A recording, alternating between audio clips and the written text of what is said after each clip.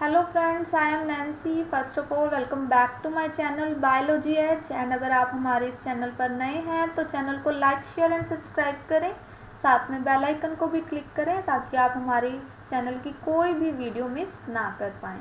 So guys, आज हम discuss करने वाले हैं top 20 important questions for competitive exams and उसका टॉपिक रहने वाला है प्लांट पैथोलॉजी।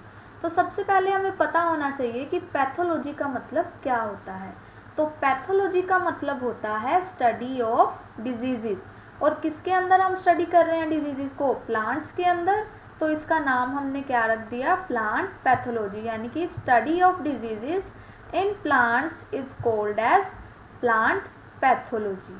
सो गाइज, इससे पहले भी हम 6 टॉपिक्स और डिस्कस कर चुके हैं जो आपके कॉम्पिटिटिव एग्जाम्स के लिए बहुत ही ज़्यादा इम्पोर्टेंट हैं। अगर आपने अभी तक वो वीडियोज़ नहीं देखी हैं तो आप उन वीडियोस को देख सकते हैं हमारे चैनल पर। उनका लिंक भी मैं डिस्क्रिप्शन बॉक्स में दे दूंगी, आप वहां से भी उन वीडियोस को देख सकते हैं।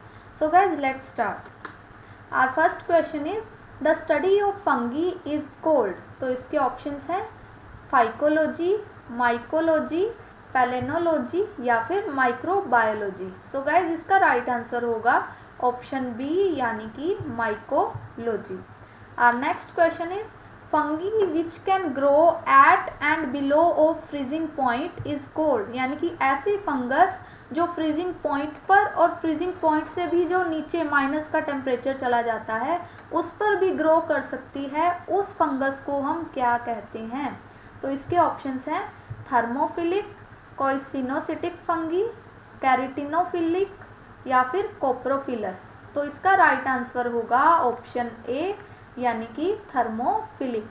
सो गाइज, थर्मो का मतलब ही क्या होता है? टेम्परेचर। थर्मो वर्ड जहाँ भी आ जाए उसका मतलब होता है temperature. So guys, our next question is fungi where only asexual reproduction is present is called as. जहाँ पर जिस फंगी के अंदर सिर्फ ही सिर्फ ए सेक्सुअल रिप्रोडक्शन प्रेजेंट होती है उस फंगी को हम क्या बोलते हैं? तो इसके ऑप्शंस हैं जाइगोमाइसीट्स, एस्कोमाइसीट्स, बेसिडियोमाइसीट्स या फिर ड्यूटेरोमाइसीट्स। सो गाइस, जिस फंगी के अंदर सिर्फ एसेक्सुअल रिप्रोडक्शन प्रेजेंट होती है उसको हम बोलते हैं ड्यूटेरोमाइसीट्स, यानी कि option D is the right answer. So guys, our next question is which of the following is an edible fungus. यानी कि ऐसी फंगस जिसको हम खा भी सकते हैं। तो उसके ऑप्शंस हैं पॉलीपोरस, उस्टिलैग, एस्पेरिगिलस या फिर मोरकेला। सो गाइज, इसका राइट आंसर होगा ऑप्शन सी, यानी कि एस्पेरिगिलस। एस्पेरिगिलस को जो कॉमन नेम है एस्पेरिगिलस का वो है मशरूम। इसको हम मशरूम के नाम से जानते हैं commonly. So guys, our next question is who discovered heterothallism for the first time. यानी कि हेट्रोथैलिज्म के बारे में सबसे पहले किसने डिस्कवरी की थी? तो गाइज, उसके ऑप्शंस हैं मोरी, यानी कि 1980 के अंदर उसने बताया था, या फिर ब्लैक्सली 1904 के अंदर, एंसवर्थ एंड बिस्बाय 1933 के अंदर, या फिर एरिस्टोटल की 1969 के अंदर। सो गाइज, इसका राइट आंसर होगा ऑप्शन बी, यानी कि ब्लैक्सली। यानी कि ब्लैक्सली ने 1904 के अंदर सबसे पहले हेट्रोथैलिज्म की डिस्कवरी की थी। Our next question is the common black और bread mould is known as Rhizopus. हमने पिछली वीडियो के अंदर ये डिस्कस किया था कि ब्लैक माउल्ड और ब्रेड माउल्ड जिसको हम बोलते हैं उसका नाम होता है राइजोपस। अब इसके अंदर क्या पूछ रखा है कि what is the common mode of nutrition in Rhizopus. यानी कि किस टाइप का न्यूट्रिशन प्रेजेंट होता है राइजोपस के अंदर। तो उसके ऑप्शंस हैं ऑटोट्रॉफिक, सिम्बायोटिक, पैरासिटिक या फिर सेप्रोफिटिक। सो गाइज, इसका राइट आंसर होगा ऑप्शन नंबर डी, यानी कि saprophytic is the right answer of this question. Rhizopus के अंदर सेप्रोफिटिक, यानी कि ये क्या करता है? डेड जो ऑर्गेनिजम्स होते हैं उनके ऊपर ये फीड करता है। Our next question is in Rhizopus the meiosis occurs in. यानी कि राइजोपस के अंदर मियोसिस कहाँ पर अक्कर होती है, कहाँ पर होती है? तो इसके ऑप्शंस हैं जाइगोट, जाइगोस्पोर, कॉनिडिया या फिर none of these. So guys इसका राइट आंसर होगा ऑप्शन बी यानी कि जाइगोस्पोर। जाइगोस्पोर के अंदर मियोसिस होती है राइजोपस के अंदर। Our next question is zoospore of Albugo possesses flagella of, यानी कि किस टाइप के फ्लैजेला, फ्लैजेला क्या होते हैं जो मूवमेंट के अंदर हेल्प करते हैं, तो किस टाइप के फ्लैजेला ज़ूओस्पोर ऑफ एल्ब्यूगो के अंदर प्रेजेंट होते हैं। तो इसके ऑप्शंस है tinsel type, whiplash type, A and B both, यानी कि टिंसल टाइप बी और विप्लश टाइप बी, या फिर none of these. So guys इसका राइट आंसर होगा ऑप्शन सी, यानी कि जो एल्ब्यूगो का ज़ूओस्पोर होता है उसके अंदर टिंसल टाइप के फ्लैजेला भी प्रेजेंट होते हैं एंड विप्लश टाइप के फ्लैजेला भी प्रेजेंट होते हैं। So guys our next question is which of the following species is heterothallic. तो इसके ऑप्शंस हैं पेनिसिलियम वर्मिक्यूलेटम, एवकप ग्लैम, पेनिसिलियम ब्रीफेल्डियोनम, या फिर पेनिसिलियम ल्यूटियम। सो गाइज इसका राइट आंसर होगा ऑप्शन डी यानी कि Penicillium luteum. So guys our next question is the fungus without mycelium is called. तो सबसे पहले हमें पता होना चाहिए कि माइसीलियम क्या होता है। तो माइसीलियम क्या होता है कि जो फंगस की बॉडी होती है ना उसको हम क्या बोलते हैं, माइसीलियम, यानी कि ऐसी फंगस जिसके पास माइसीलियम प्रेजेंट नहीं होती। माइसीलियम यानी कि बॉडी प्रेजेंट नहीं होती, वो सिर्फ एक फ्रेगमेंट के तरीके में प्रेजेंट होती है, सिर्फ फ्रेगमेंट्स की शेप में प्रेजेंट होती है, उस फंगी को हम क्या बोलते हैं। तो इसके ऑप्शंस हैं प्यूसिनिया, फाइटोपथोरा, राइजोपस, या फिर सैक्रोमाइसीड्स। सो गाइज इसका राइट आंसर होगा ऑप्शन डी यानी कि सैक्रोमाइसीड्स।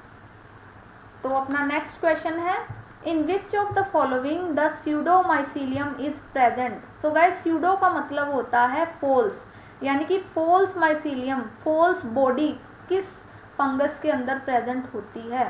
तो इसके ऑप्शंस हैं एस्पेरगिलस, पेनिसिलियम, सैक्रोमाइसीड्स, या फिर हेलमिंथोस्पोरियम।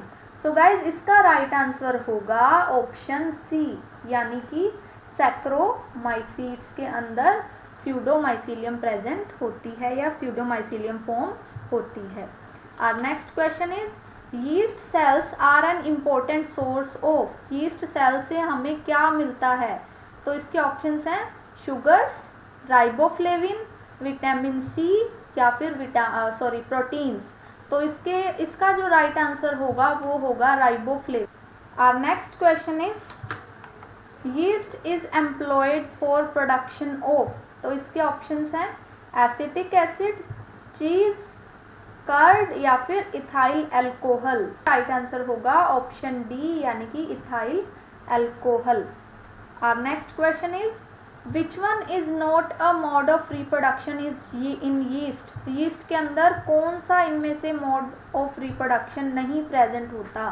तो इसके ऑप्शंस हैं बडिंग, प्लाज्मोगैमी, एस्कोस्पोर्स, या फिर ओवोगैमी। सो गाइज इसका राइट आंसर होगा ऑप्शन डी यानी कि ओवोगैमी।